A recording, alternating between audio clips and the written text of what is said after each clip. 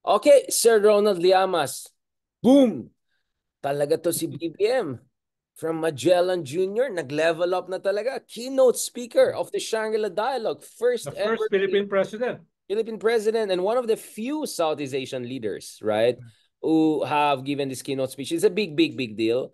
And kudos to President Marcos Jr. He emphasized now this is not about me, it's about recognition of the Philippines' perilous position, us standing up to China essentially. And I think he was a bit too humble. He should have also said the Philippines' growing importance, right, as a rising middle power and important member of the ASEAN family. So, first of all, let's talk about BBM's keynote speech because I would say this is so far his most important foreign policy address. And I think it sets really the tone for the Philippines positioning over the next years under Marcos Jr. presidency.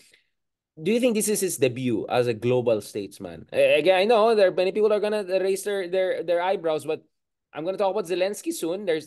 I don't think Zelensky would come all the way to Manila and meet Marcos if he's just a Magellan Jr., right? So let's talk a little bit about this guy. Let's give him some credit where credit is due. I think the speech was quite good. I would have written it similarly with some edits and some embellishments and improvements here and there.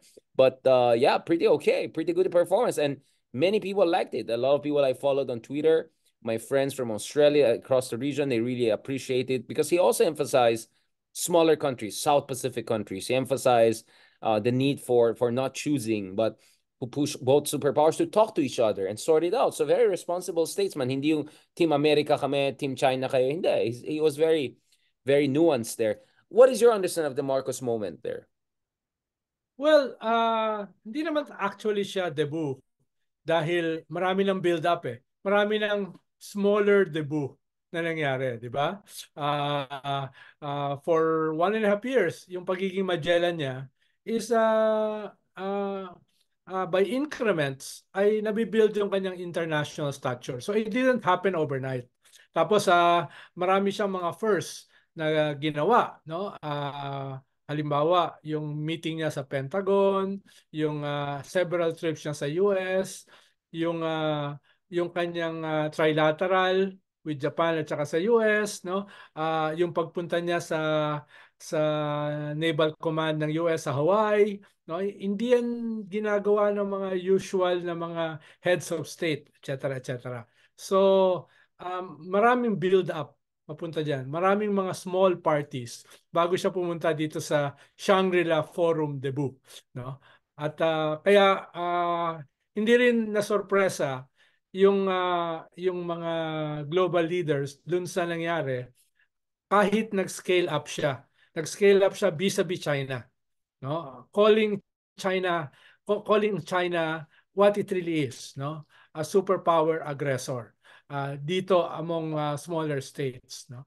Hindi naman niya binitawan yung ASEAN, binanggit niya yung ASEAN centrality, while at the same time saying that this is not just about Southeast Asia. This is about freedom of navigation na concern yung buong mundo. Medyo siguro may weaknesses lang yung kanyang sinabi na 50% of global trade passes through the South China Sea. Baka hindi naman ganun So medyo kalaki. 30% is the upper limit. Medyo na-exaggerate. And even Yeah. that is contested by scholars like Dave Yes. Amor. So mga Medyo sumobra. 25%. Oo. Medyo Pwede Maharlika na. font ang Oo. natin.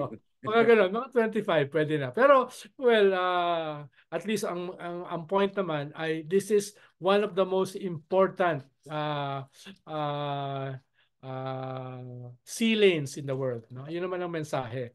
At hindi yan lost sa mundo. Kahit sabi nung Chinese general, ini-invoke mo ang ASEAN centrality tapos humihingi ka ng tulong sa buong mundo. 'Di ba? Yun ang balance sa kanya. Exactly because the South China Sea issue is an issue for the entire world. Not because of possible confrontation, but because of economic impact, no? Dito sa buong mundo, hindi lang dito sa rehiyon. At yung audience niya na Filipino audience at yung mundo ay binanggit niya na napakahalaga ng kahit isang buhay. Kahit isang buhay ay napakahalaga. Ito ay crossing the Rubicon. This is almost close to a declaration of war, no? Wala siyang sinabi na i-invoke natin ang Mutual Defense Treaty. Wala siyang sinabi na immediately makikipaggera tayo.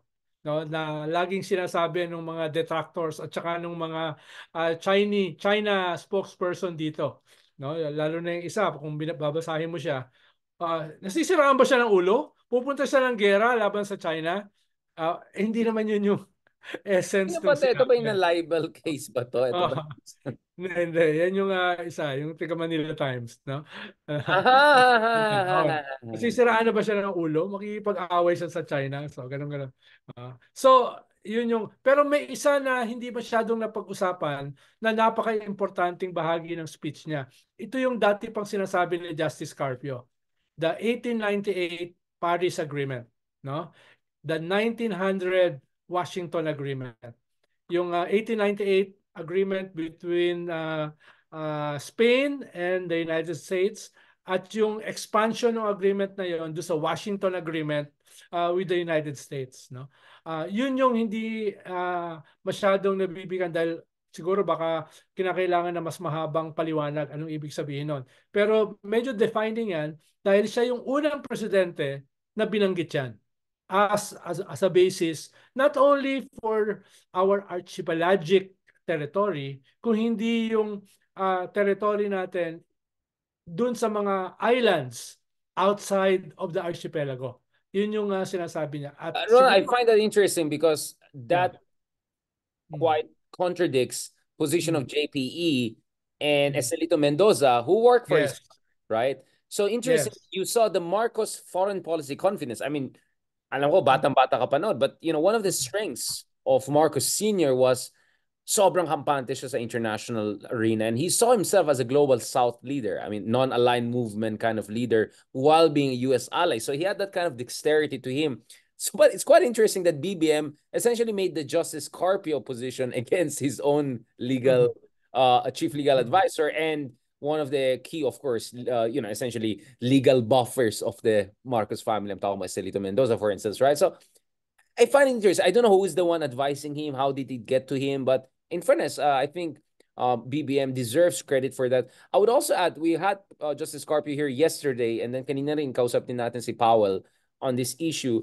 I think what happened here is the president, by saying that pag may namatay dito, ibang usapan na ito, the importance of that, Ronald, is that for a long time, ang China ay gumagamit ng gray zone because ang idea is that unless China uses guns or cannons, hindi pwede ma-activate yung MDT. But what we are saying now is, wala akong pake kung gumamit ka ng water cannon or totoong cannon. Pag may namatay na Pilipino, eto na to. We're in that territory potentially, di ba? So in that sense, you change the conversation from a modality-based understanding of the parameters of MDT to an outcome-oriented understanding of the MDT. Meaning, pag may namatay na Pinoy, kahit anong ginamit mo mali. So in short, watch out and don't do anything funny and stop using these water cannons and anything like that because lethal ito, potentially lethal ito, and you're really, really playing with fire here. Now, I want to ask you, Ronald, also. Pero yun yung mahalaga din dito,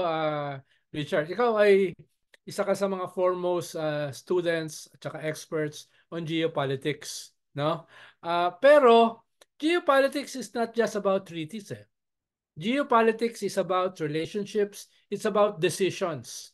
No, countries, states can make decisions not necessarily based on treaties. Diba? Yun yung nature ng geopolitics. No, kaya yes, meron tayong mutual defense treaty, but it's a treaty. It's a treaty which can be invoked, which may not be invoked.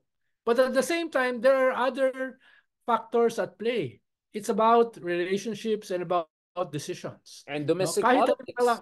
kahit wala sa politics, yeah. halimbawa, if there's 1,000 civilians killed by a foreign aggressor, kahit technically ay hindi mo pwede siyang gamitin to invoke a treaty, those are 1,000 dead civilians. Where decisions can be made based on that event, no? Based on that event. At kung papayag ang mundo na i-sanction yung gagawa nun, or worse, no? Papayag yung mundo na siya ay parusahan, then it will happen. No, it will happen. Then it becomes geopolitical. No, yun yung There's the politics there always, yeah, including yeah, domestic politics. Yeah. I yeah. mean, Ukraine is not a US treaty ally, but the US is giving them tens of billions of dollars annually to defend them. So Yeah, you it's could not a NATO. It's not a NATO it's not even a member. NATO Not member. Yeah. yet. No? Pero ito yung first time na NATO is practically uh, getting near to a war situation. Di ba? Yun yung, so, Yeah. yun lang ibig ko sabihin. Treaties are treaties, but what is more important are decisions. No? Based on relationships, based on events. Exactly. And again, also the domestic politics and decision. I completely agree with you. I mean, that's why my contention against some of the legal international law scholars is they overemphasize the importance of international law. I think international law is one of the toolkits, but it's not the toolkit. At the end of the day, Yeah. balance of power is important. Yes. Leveraging alliances is important. So I completely agree to you with you, Ronald, on that. Before we go to Zelensky, because I think that's a very important issue. We're already talking about Ukraine. Where do you think Marcos is getting it really right? And where do you think the president should still push things further? I want to also rewind a little bit here. Nung panon ni Pinoy, yung panon niyo when you were in power, why didn't the Obama administration clarify yung parameters of MDT? Did you guys push the US to be clear about the parameters of MDT? Yung so-called Yes. strategic ambivalence. Can you tell us a little bit about that? Then we end on the note of what Marcos should do moving forward. Yes, pero ang nangyari kasi noon, 'di ba, yung Asia pivot nangyari nung panahon ni Obama. Pero it just remained as a slogan, 'di ba? Without substance. Hindi nalagyan pa ng laman eh. No, medyo na-divert pa rin yung attention ng US noon sa Syria, sa Afghanistan, sa Iraq, no, yung Crimea, no? Crimea was happening then eh, 'di ba? So, bagaman gusto na ng US na mag-pivot away from their traditional areas of focus at nakikita nila that the hub of the world is happening here in this region, kaya gusto nilang pumunta rito, it's easier said than done. That's why the Asia pivot, kahit nagsimula yan noong panahon ni Obama, ay walang substance, walang wherewithal, walang walang naging for lack of a better term, budget no para diyan. Kaya nanatili pa rin sila Yeah, I see what you're saying. Yeah. dun sa moras ng Afghanistan. Naiwan pa rin sila dun sa problems ng Middle Bug East, down talaga, bug down. yung Yeah. emerging problem dito sa Eastern Europe through Crimea. So hindi ganun kabilis sila nakapag-adjust. Bagaman, binandera nila yung importance of the new hub of the world, which is Asia. Of course, Hillary Clinton, the really her important speech on why, the 21st century will be defined in the Pacific century, right? And how US is a Pacific power. I'll end on that note because I want to discuss the other part of my question actually in the next episode. Pag-usapan natin si Zelensky. I think anyone na hindi bayaran ng Kremlin, anyone na hindi malatatay digong, anyone na medyo hindi masyadong subscribe sa channel nung favorito mo Manila Times columnist, medyo nag-iisip sa buhay, would have some respect for Zelensky. Thank you so much. Pag-usapan natin yan, Secretary Llamas. Mabuhay ka.